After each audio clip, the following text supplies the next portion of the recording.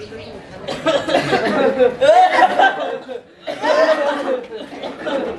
झालाय, दूर झालाय, दूर झालाय, दूर झालाय, दूर झालाय, दूर झालाय, दूर झालाय, दूर झालाय, दूर झालाय, दूर झालाय, दूर झालाय, दूर झालाय, चंद्रपूर शहरात दूर झालाय, दूर झालाय, दूर झालाय. तर गावकऱ्यांनो, स्वागत आहे तुमचं सगळ्यांचंच आमच्या रंगारंग कार्यक्रमामध्ये. अगा गणपतराव, तुला हा रंगारंग कार्यक्रम जरा कोरडा कोरडा नाही वाटत का रे? अगा नारायण, हा रंगारंग कार्यक्रम कोरडा तर वाटणारच, कारण या कार्यक्रमावर प्रदूषणाची, धुरेची, धुरीची चादर शिवडल्या गेली आहे. तर गावकऱ्यांनो, या प्रदूषणाच्या स्थितीवर मला एक गीत सुचलेलं आहे. म्हणून गीत काही अशा प्रकारे आहे की आकाशात बघा धुळीची चादर, गंदगीने भरला आहे जलसर. आकाशात बघा धुळीची चादर, गंदगीने भरला आहे जलसर. आणि हे साफ शहर का दिसते, जिवंत आहे होतेच वाटते. दाखवली लोक गेले म्हणून शुद्ध हवेचा तुटवडा पडला, शुद्ध हवेचा तुटवडा, शुद्ध हवेचा तुटवडा पडला. खूप वाईट झाली स्थिती, डोळे झाले लालच लाल. अरे काहीतरी दया दाखव दादा, नाहीतर रडत बसणार धरती माता, रडत बसणार धरती माता, रडत बसणार धरती माता. हाय. नमस्कार गावकऱ्यांनो, प्रत्येक जण स्वच्छ हवेसाठी तडफडत आहे. पक्षी, प्राणी, मनुष्य सगळेच्या सगळे. तर गावकऱ्यांनो, आपल्याला आपले अधिकार बरोबर कळतात, पण जेव्हा गोष्ट आपल्या जबाबदारीची येते तेव्हा आपण आपल्या कर्तव्यापासून असे पळ काढतो जसे की आपण या धर्तीवर फक्त मजा करायला आलो आहे आणि येणाऱ्या पिढीला नरक यातना भोगायला ठेवणार आहोत. तर या गावकऱ्यांना तुम्हाला या सगळ्या गोष्टींचा आरसा दाखवतो आणि तुम्ही तुमचे भयंकर रूप पाहून म्हणाल की जर श्वास घेणं आपला हक्क आहे, हवा शुद्ध ठेवणं आपली जबाबदारी आहे.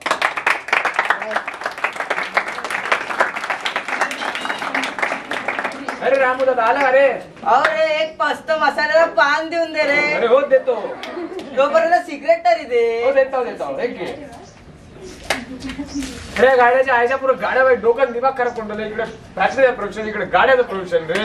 या गाड्या घोड्याच्या प्रदूषणाने तर माझं पण डोकं खराब करून ठेवलं. माझे फेफडे सुद्धा दुखतात. अरे भाऊ, तू स्वतः सिगरेट पिकतो आणि प्रदूषणाची गोष्ट करतो का रे? याच्यामुळे किती लोकांचे जीव जाते, किती प्रदूषण होते माहित आहे का? त्या सिगरेटनी असे मोठे कोणते काळे ढग बनताय? एवढं तर चालते.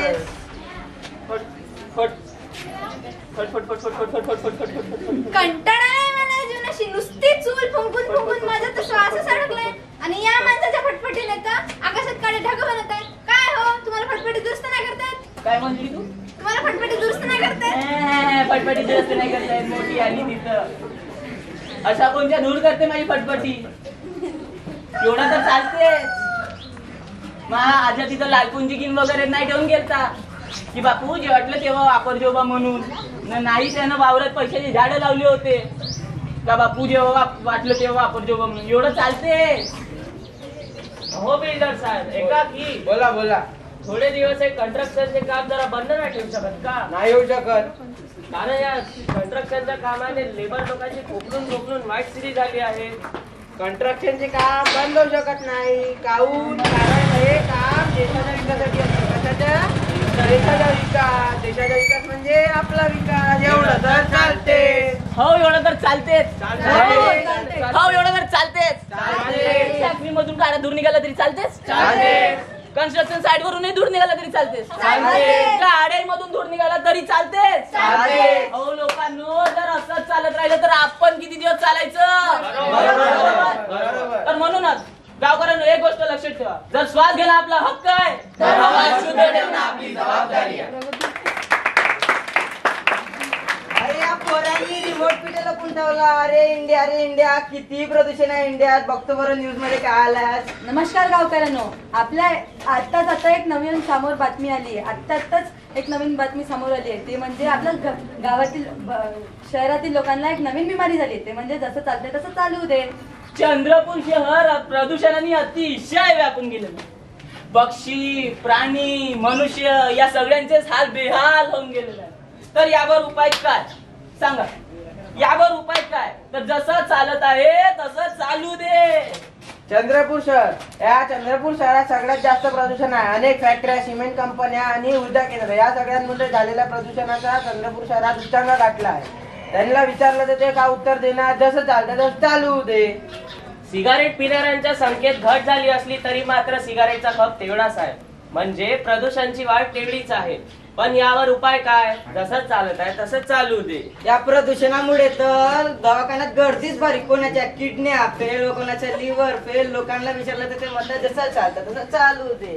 तर गावकऱ्यांना आपल्यावर एक अजून नवीन बातमी आली. आपण जे दिवाळीत फोडतो फटाके, त्यामुळे काय होतं? त्यामुळे होते प्रदूषण. आणि त्या प्रदूषणामुळे काय होतं? त्या प्रदूषणामुळे खूप प्राणी पक्षी लोक मरत आहे. आणि जर आपण सरकारला विचारलं तर सरकार म्हणते की जसं चाललं चालू दे.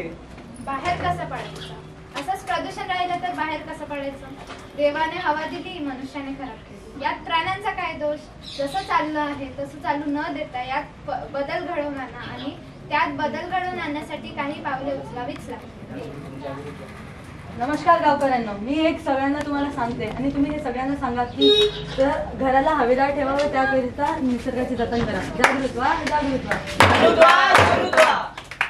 आपल्या उज्ज्वल भविष्यासाठी एकत्र चालणे आवश्यक आहे आणि ऊर्जेचा सदुपयोग करणेही आवश्यक आहे. तर म्हणूनच लोकांनो, जागृत व्हा, जागृत व्हा, जागृत व्हा, जागृत व्हा.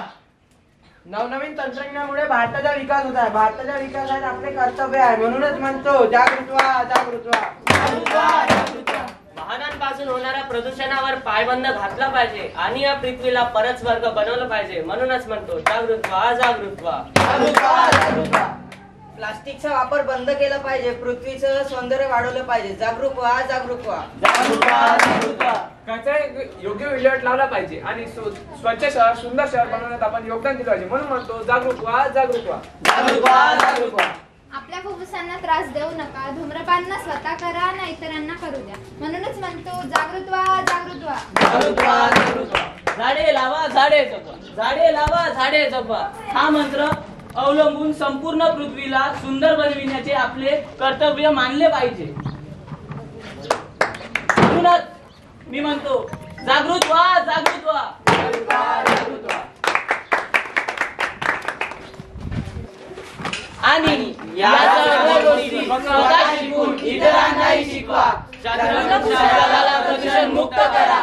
झाडे लावा, झाडे जगवा. जय हिंद, जय महाराष्ट्र.